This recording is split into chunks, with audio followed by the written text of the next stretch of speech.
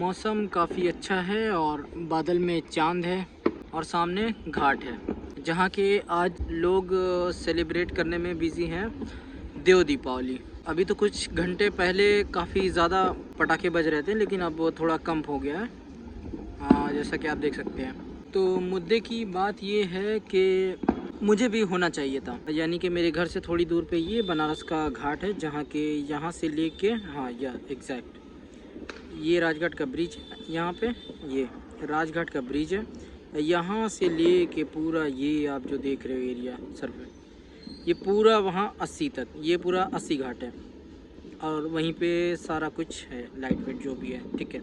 यहाँ से यहाँ तक पूरा बनारस का घाट है जो कि पूरा दियों से सजा होता है और सिर्फ बनारस से ही नहीं, पूरा यूपी और यूपी के बाहर से भी लोग इसको देखने के लिए आते हैं और सिर्फ देखते ही नहीं हैं बल्कि काफ़ी अच्छी अच्छी तस्वीरें निकालते हैं। काफ़ी अच्छा नज़ारा होता है और एक टाइम पे हम भी कुछ पागल थे उस भीड़ में जाने के लिए। तो वक्त के साथ चीज़ों की प्रायोरिटी बदल जाती हैं और उसी पे मुझे कुछ बात कहनी है। हाँ, तो मैं जो कह रहा था वो बात ये थी कि समय के साथ प्रायोरिटीज़ बदल जाती हैं। एग्ज़ाम्पल, कल दिन शायद मेरे पास इतना अच्छा फ़ोन भी नहीं था जब हम खुद ही पागल थे घाट पे जाने के लिए और ऐसे ही कुछ खूबसूरत शॉट लेने के लिए और कुछ फ़ोटोज़ निकालने के लिए।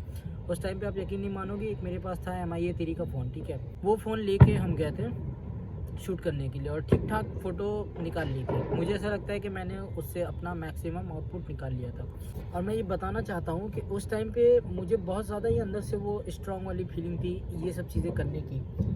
वैसे चाहेंगे तो नहीं, लेकिन एक बार आपको ये वीडियो देखनी चाहिए जिसमें शायद आपको कुछ थोड़ा क्रेज़ी लगे और कुछ थोड़ा अटपटा भी लग सकता है, लेकिन उस टाइम पे ये बहुत ही क्रेज़ था उस चीज़ का, ठीक है। तो पहले आप ये वीडियो देखो। तो यार आज हम आए थे वाराणसी के 80 घाट पे।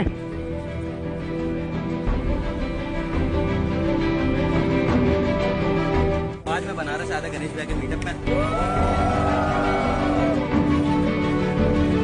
फोटोग्राफर और वीडियोग्राफर, विजुअल स्टोरी टेलर, इन सभी लोगों का एक मीटअप था और उसी में हम भी आए हुए थे। बेसिकली मकसद ये था कि कुछ सीखना था और बहुत सारे मेरे क्वेश्चन थे, उसका जवाब मिल गया और मैं कुछ अपने फेवरेट क्रिएटर से मिल भी पाया।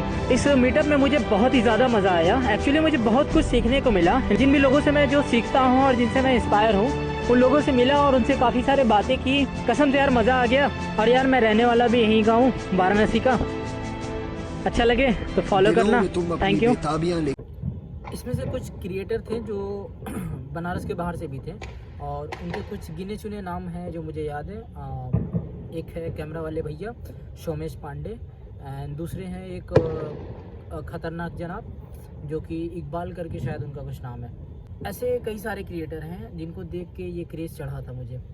और ऐसा नहीं है कि मतलब ट्रैवल करने का शौक़ ख़त्म हो गया या मर गया, नहीं, वो अभी भी ज़िंदा है और वो चीज़ें करनी है लाइफ में कभी ना कभी। लेकिन वो जो एक थोड़ा सा था ना कि रॉन्ग डायरेक्शन पे चले जाना, वो कहीं ना कहीं वो चीज़ें बदल गई। और वो चीज़ें क्यों बदली? क्योंकि ये उस टाइम की बात है जब मैं जो काम कर रहा था वो काम मेरे मनपसंद का नहीं था, ठीक है। तो होता क्या है ना कि ज़िंदगी में जब आपको एक सही डायरेक्शन मिल जाता है ना तो फिर आप कुछ भी कर रहे हो ना तो आपकी जो इनर सोल होती है ना उसको सेटिस्फेक्शन मिल जाती है। और उसी टाइम पर एक सवाल ये भी उठता था कि क्या सोशल मीडिया इस लायक है कि हमें कुछ ऐसा फ्रीडम दे सकता है कि हम कुछ अपने मन का कर सकते हैं। दैट मीन्स वो लोग जो सच में कुछ अपने लिए करना चाहते हैं, नई चीज़ें सीखना चाहते हैं, कुछ करना चाहते हैं, तो क्या होता क्या है ना हम लोगों के साथ, मान लो कि एक बंदा जॉब कर रहा है, ठीक है। जॉब करने वाला इंसान जॉब करके सिर्फ अपना पेट पाल सकता है और अपनी रोज़मर्रा की ज़िंदगी जी सकता है। फिर वो एक गधे वाली ज़िंदगी हो जाती है। सुबह उठना है, काम पे जाना है, वापस आना है, कुछ थोड़ा बहुत काम करना है, फिर सो जाना है, फिर अगले दिन उठ के काम पे जाना है। लेकिन कहीं ना कहीं सोशल मीडिया एक फ्रीडम देता है और इस बात का आज एक पुख्ता सबूत मुझे मिला है।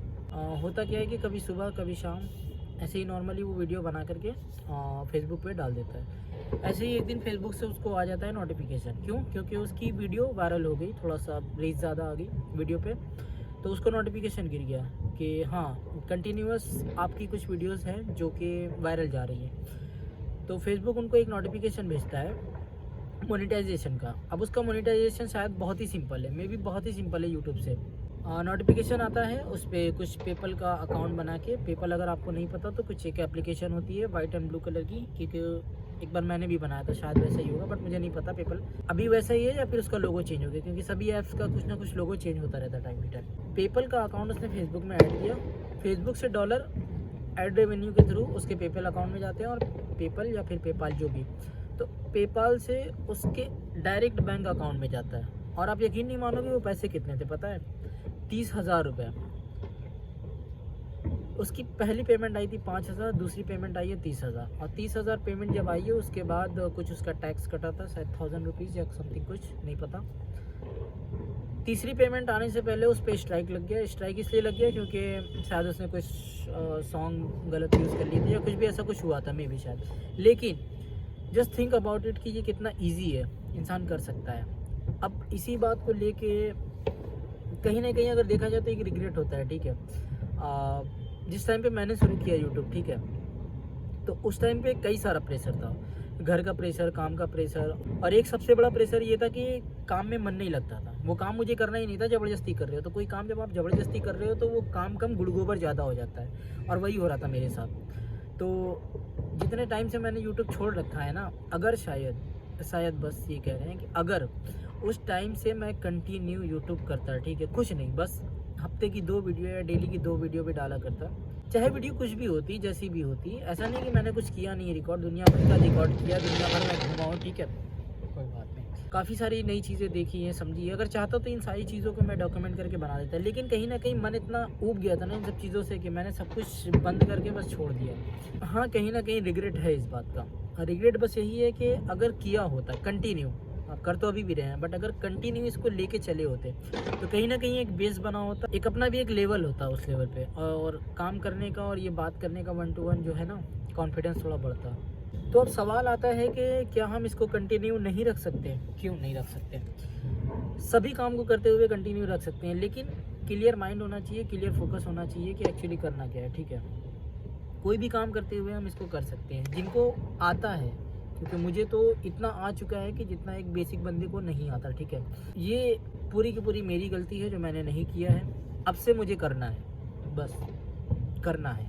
लास्ट पॉइंट ये है कि वो जो टाइम, जितने टाइम मैंने वीडियो अपलोड नहीं किया, ऐसा नहीं है कि वो टाइम मेरा बर्बाद चला गया या फिर उस टाइम को मैंने अच्छे से इस्तेमाल नहीं किया। उस टाइम को मैंने काफ़ी अच्छे से इस्तेमाल किया और बहुत कुछ अचीव किया अपनी ज़िंदगी में। आगे की वीडियोज़ में दिखाते रहेंगे। फ़िलहाल बाय।